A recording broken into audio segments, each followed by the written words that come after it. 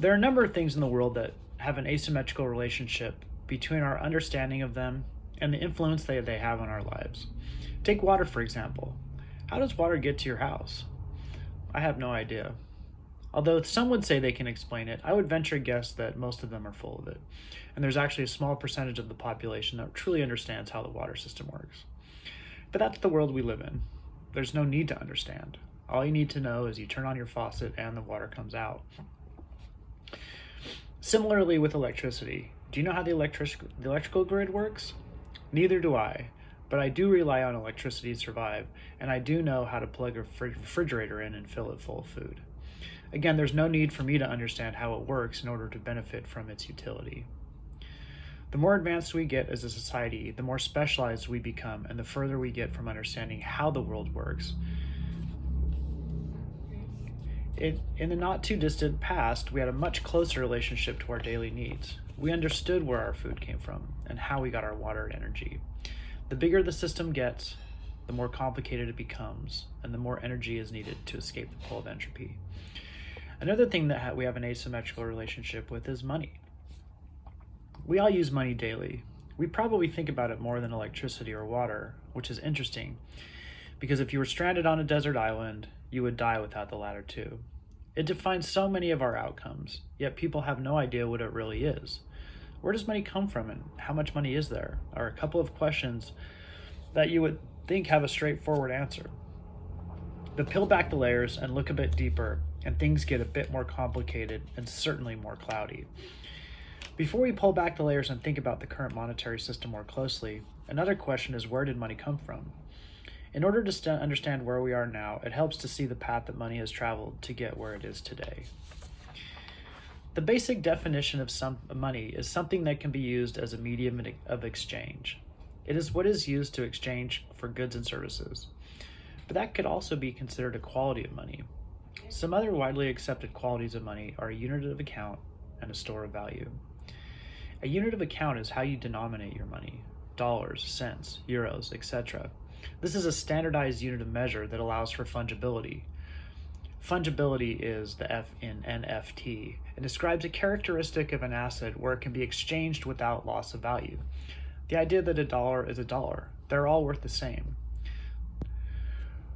When was money first used and how has it evolved? Once humans began to form groups, some behavior became transactional. Money is a way of satisfying transactions when the size of a group is sufficiently large. So when did we become humans if we defined it by needing such a system? Surely there's not a definite date when we stopped being whatever we were before and became whatever we are now. The evolution was slow and grueling, but at some point we started working together in larger groups. What did this mean for the way that we transacted? When we started having surplus, what did you do with the extras? How did we keep track of what was done? Humans have had to walk a delicate balance between self-interest and cooperation, and found in this balance is a need to keep track of debts. Who owes what to who? I believe money is the residue of human beings needing to be together. This survival need to achieve safety in numbers, combined with our brains, has led to complex systems that have led us where we are today. We started off in small bands of hunters and gatherers, literally living off the land and traveling wherever the food would take us.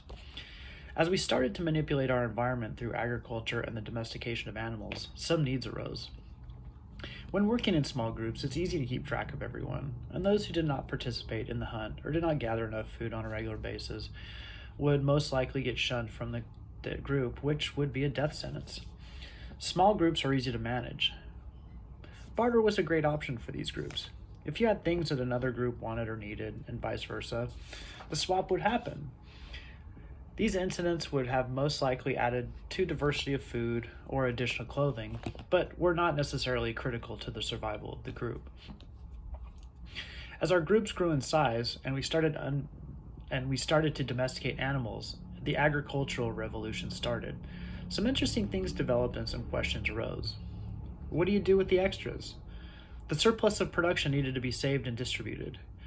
But how do you determine who gets what? Trade and barter are certainly useful on a large scale, but how does it work? In order for trade and barter to work, there needs to be what is called a coincidence of wants. This simply means that two parties each have something the other needs or wants, and they are at the same place and the same time, and can come to terms with the exchange rate. The friction caused by all these transactions would be too much to overcome and would require another means of satisfying the need for commerce, trade, paying workers, and allowing large groups of people to interact. So how did we manage with all this excess? How do we manage large groups of people and make sure they are contributing what is required and getting what is fair? One would think this is where money comes in, and to a certain respect it's true. But the next step shows how abstract and strange money is. Before paper currency, and still today, debt, or a ledger system, was widely used to keep track of who owes what to who. Although not perfect, this was an easy way to accomplish the task that is used all over the world today. This is how the majority of transactions are handled in the world. Physical currency is not really used on a large scale. The idea of debt is an important part of understanding what money is today in today's world and is central to this whole idea. Owing someone something is quite an interesting notion. It is an idea, and abstract and subjective at times. This is the reason that money came to be, to remove the subjectivity of debts. Cooperation is a form of debt. I help you, and in return you help me. I share my berries with you, and you share your apples with me. Cooperation is what led humans to the top of the food chain. Individually, humans, for the most part, are not that impressive. Get us together and we become unstoppable. Money was born from this need to interact in an uncertain world in order to thrive. The thing about debt, though, is that it has to be denominated in something. What specifically is owed? Debt is a simple and elegant solution to keep track of money and value. So many different things have been used for money. Commodities like salt, cocoa beans, bolts of cloth have been used as a unit of exchange. Cultures like the Incas used knotted strings as a form of a ledger to keep track of debts. In England, things like tally sticks were used. Like a tally stick is a notched piece of hazelwood. The notched end would indicate the amount owed. The current creditor would keep one side, called the stock. The debtor would keep the other, called the stub. Both as in soft stock certificate and stub like the stub of a ticket that are still being used today. A common problem with some of these examples is fungibility. This is why precious metals have been such a popular item to be used as money. From money comes banks and banking. The origins of banking can be traced back to an ancient civilizations such as Mesopotamia, Egypt, Greece, and Rome, where money lending and credit systems were used to facilitate trade and commerce. In Mesopotamia, around 2000 BC, temples acted as the first banks, where they would take deposits of grains and precious metals and issue receipts that could be used to make payments to others. In ancient Egypt, temples and government granaries also acted as depositories for gold and other precious items, and provided loans to farmers and traders. The Greeks and Romans developed more sophisticated banking systems. The Greeks established banking houses in the 5th century BC, which accepted deposits, made loans, and exchanged currencies. The Romans developed a network of banks that were used to finance trade and commerce throughout their empire. They also introduced concepts such as the use of checks and letters of credit, which are still used in modern banking. During the Middle Ages, banks began to emerge in Italy and other parts of Europe, where they facilitated trade and commerce among different regions. In the 15th and 16th century, European banks such as the Medici Bank in Florence and the Fugger Bank in Germany played a significant role in financing the expansion of trade and exploration. And this leads to the notion of fractional reserve banking. Fractional reserve banking has been used by banks for many centuries, but its widespread adoption in modern times can be traced back to the emergence of modern banking in the 17th century. In the early days of banking, banks generally operated on a full reserve basis, meaning they held 100% of their deposits in reserves and did not lend out any money. However, as the demand for credit and investment grew, banks began to experiment with fractional reserve banking in order to increase the amount of money they could lend out. The first modern central bank, the Bank of Sweden, was founded in 1668 and adopted a fractional reserve system. The Bank of England, founded in 1694, also began to use fractional reserve banking, which allowed it to issue banknotes backed by a fraction of its reserve. In the early 1800s, the Bank of England had a weather vane that would come into the building. Why would bankers care about the weather? Well, when the winds changed and the ships would be coming into port, the money supply would need to be expanded to facilitate commerce. Providing liquidity is important in keeping the economy functioning. Trying to control this process has proven to be a difficult task, particularly today, which we will get to later.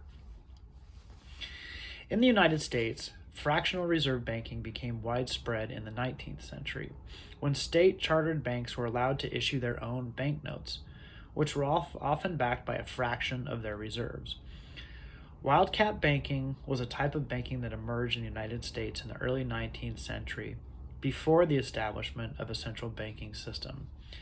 Under this system, banks were able to issue their own paper currency without a backing of gold or other precious metals. It led to a proliferation of small, unregulated banks that often lacked sufficient capital in order to back up their nodes. These banks were called wildcat banks because they were often located in remote, sparsely populated areas, and their notes were seen as having little value outside of their immediate vicinity. In 1913, the U.S. Congress passed the Federal Reserve Act, and the Federal Reserve was created, and the United States joined England, France, Germany, Italy, Japan, Australia, and Switzerland as countries that had central banks to manage their monetary systems. What you might not know about the Fed is that it is a private bank that has owners. It makes profit and loss and pays a dividend to its shareholders. There are 12 regional banks across the U.S., with the main bank being in New York City. The chair of this branch is Jerome Powell and is the voice of the Fed, and he's the forward-facing member that communicates Fed policy changes and actions. These positions are not elected, but appointed by the president and confirmed by Congress. The Fed chair has become somewhat of a celebrity lately. A few decades ago, far fewer people knew who the Fed chair was, nor did they care. Recently, this position has become much more well-known and has even spawned the money printer go brr meme. Sometime after the U.S. Central Bank was created, the U.S. went through the Great Depression, which some would say they were created to prevent. The U.S. then went into World War II, whose end was the beginning of the current phase of the monetary system. The Bretton Woods Conference was convened to establish a new global economic system after the end of World War II. The conference focused on creating a stable and predictable international monetary system. Under the Bretton Woods system, the value of currencies was fixed to the US dollar, which in turn was fixed to the price of gold. The US dollar became the world reserve currency, and the other countries could exchange their currencies for dollars at a fixed rate. This was until August 15, 1971, when Richard Nixon famously announced that the U.S. government would no longer convert U.S. dollars into gold at a fixed value. This decision effectively ended the Bretton Woods system, which had been in place since 1944, and had established the U.S. dollar as the world reserve currency, replacing the pound sterling, which had been the reserve currency for the 19th century. People will say that when the U.S. dollar became that is when the U.S. dollar became a fiat currency. Fiat currency is one that does not derive its value from some precious metal, but from the word of a government. All major currencies today would fall into this category. The thing is, the U.S. dollar had not been completely backed by gold since the 1950s because of something called the eurodollar. A eurodollar has nothing to do with the currency, the euro. A eurodollar is a U.S. dollar that is held in a bank outside the United States. Because they are outside the US, they are not subject to US banking rules and regulations. They are not created by the US Federal Reserve or the US Treasury or a commercial bank within the United States. They are created by banks and financial institutions and used to facilitate trade and provide liquidity to markets outside the United States. It has been around for 70 years and is fundamental to the economic global system. It is larger than the onshore dollar system, and yet these entities create the dollars out of thin air. One way this happens is in the repo market. This has nothing to do with repossessed cars. Repo is short for repurchase agreement. These are agreements where one party agrees to buy a security, like a US Treasury, and the other party agrees to sell it back at a future date, generally within a week, but sometimes just overnight. It was developments like the repo market and the Eurodollar system that led the Federal Reserve in the 1970s to wonder why they could not calculate the money supply. This was outlined in the paper, The Case of the Missing Money. This paper outlined that the Fed was struggling to figure out what was satisfying the demand for dollars. The answer was the repo market and the Eurodollar system, both which happen in the shadows because they are engaged in by private entities and there is no central body like the Fed or the Treasury controlling it, and they really don't know how big it is. But this is the funny thing about money these days. For the most part, it is not created by governments, but by banks.